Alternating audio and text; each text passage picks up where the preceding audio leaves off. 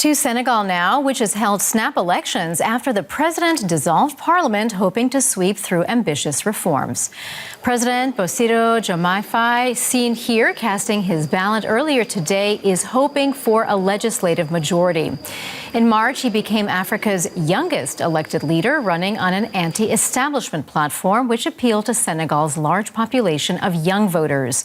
But the opposition-led parliament has hampered his government's efforts to implement its reforms, leading Faye to dissolve parliament in September and call snap elections as soon as the constitution allowed him to do so.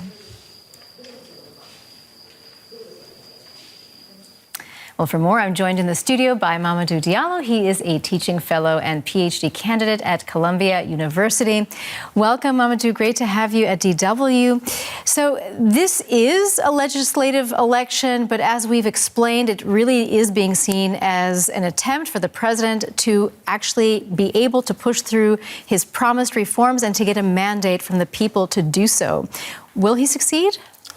Given the way the campaign has unfolded and the electoral trajectory of the PASTEF over the last 10 years, the PASTEF is the president's political party, I think there are high chances that they will have a comfortable majority at the Senegalese parliament. The question is how broad that majority will be. Well, Senegal is facing a variety of challenges. One very crucial challenge is the spiraling fiscal crisis. The deficit was much larger than was thought to be the case.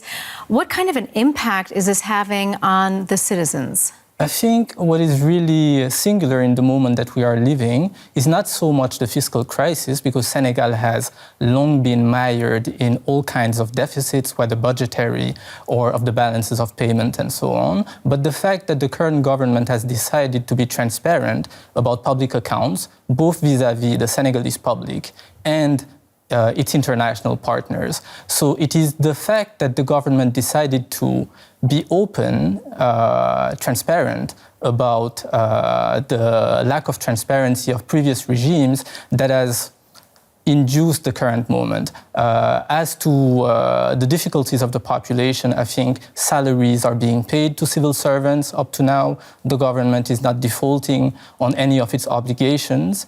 And what Senegalese people are mostly facing, and it's been going on for a couple of years, has been the inflation. So you mentioned salaries are still being paid, but the government has been promising that it would boost the economy, it would create jobs. How are they likely to do this? I think they have been rather, despite the call to transform the economy, being modest at the same time. They have announced a plan for 2050, and the idea is to raise the GDP per capita from 1,600 USD that it is now to 4,600 USD by 2050, which is quite modest. Senegal has just started oil exploitation. Natural gas production will resume soon. So one can expect growth to happen, but what will be really challenging is changing the structure of the economy from an economy that is dominated by the service sector to one where there is actual transformation of raw materials and industry and so on. What about the regional implications of this election? What kind of an impact is it likely to have? I think this is very important because Bassirou Faye came to power on the shoulders of an enthusiastic, young, and popular electorate. And Senegalese democracy and institutions allowed for an outlet for that political sensibility in a region where military coup has happened repeatedly over the last years. The success of this regime over this mandate will send a message to the region as to whether liberal democracy can be a vehicle for the kind of changes that the youth of the region are expecting to happen. Well, in the run-up to the presidential election that took place in March, there was some very serious violence.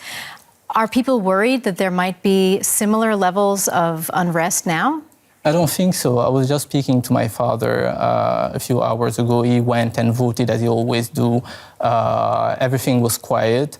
I think political violence in Senegal usually doesn't go beyond or doesn't affect those that are not directly involved into party politics.